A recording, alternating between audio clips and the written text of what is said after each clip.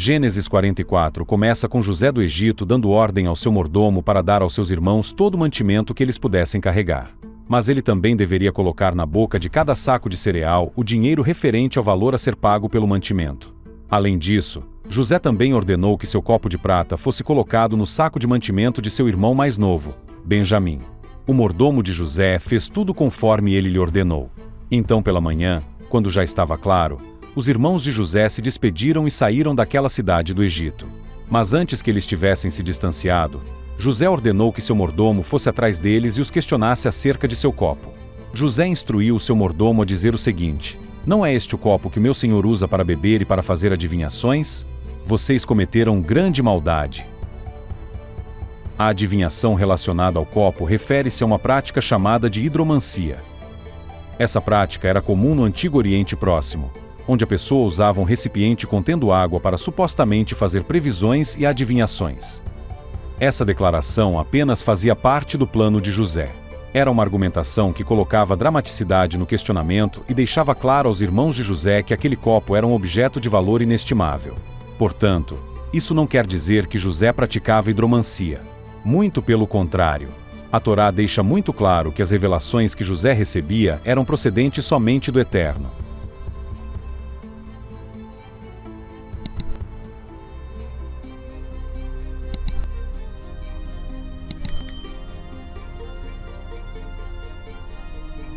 O mordomo egípcio alcançou os irmãos de José e lhes falou tudo o que foi ordenado pelo próprio José. Então eles ficaram surpresos e argumentaram que jamais fariam tal coisa. Eles explicaram que tinham agido com honestidade quando perceberam que o dinheiro do mantimento havia sido devolvido dentro dos sacos de cereal quando visitaram o Egito pela primeira vez. Por isso, quando retornaram, eles trouxeram novamente aquele valor. Então não havia qualquer motivo para eles furtarem qualquer coisa de valor da casa de José. Os irmãos de José realmente estavam confiantes que eram inocentes e que tudo seria esclarecido. Então eles disseram que se o copo furtado fosse achado com qualquer um deles, a pessoa poderia ser morta e os demais seriam escravos de José.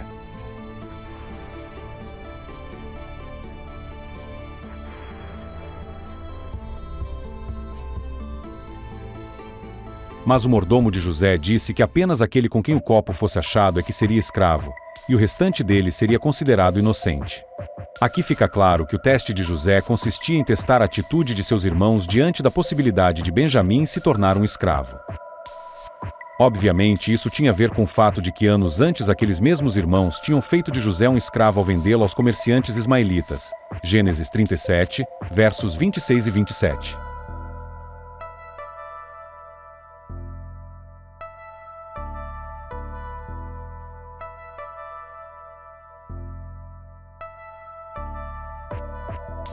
Um a um os irmãos de José colocaram o seu saco de mantimento para ser examinado.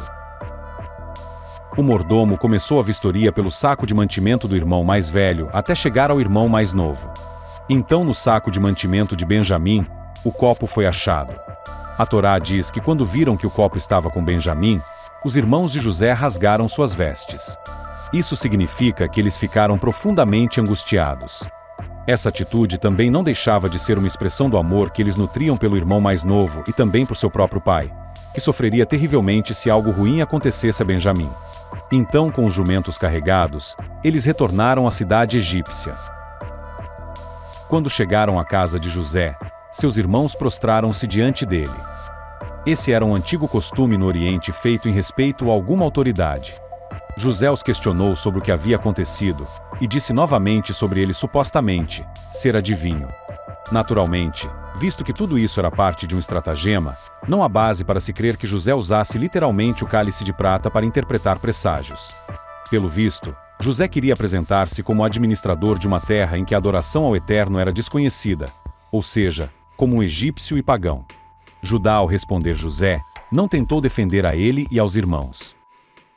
Um infortúnio tão misterioso só poderia ser explicado como uma recompensa divina pela forma que trataram José no passado. Diante disso, Judá e os irmãos de José se prontificaram em servir-lhe como servos. Mas José insistiu que apenas aquele em cuja bagagem o seu copo foi encontrado é que seria o seu servo. Os outros voltariam à casa de seu pai. A ocasião do plano de José havia chegado. Aquela era a hora de os irmãos de José demonstrarem se tinham ou não mudado, se seriam egoístas ou se expressariam amor por seu pai e lealdade ao seu irmão.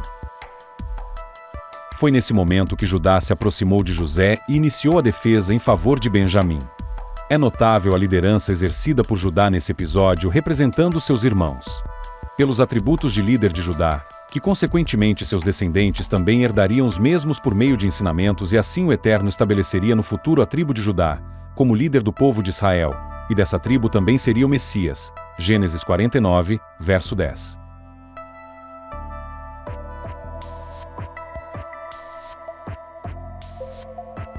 Judá também explicou a José que jamais poderia retornar à casa de seu pai sem o seu irmão mais novo. Isso porque seu pai já havia sofrido muito com a suposta morte do irmão mais velho de Benjamim, nesse caso o próprio José, e não suportaria perder o último filho da sua esposa preferida. Judá deixou claro que se Benjamim não voltasse à casa de seu pai, Jacó desceria com tristeza à sepultura. Como parte de sua defesa, Judá ainda falou a José que havia se colocado como fiador de seu irmão e que tinha garantido a seu pai que nada de mal aconteceria a Benjamim. Por isso, Judá propôs a José que ele ficasse como escravo no Egito em lugar de Benjamim, para que o irmão caçula pudesse retornar em segurança a seu pai. Sem dúvida, esse Judá não se parecia mais com aquele Judá que negociou o próprio irmão como escravo. Gênesis 37.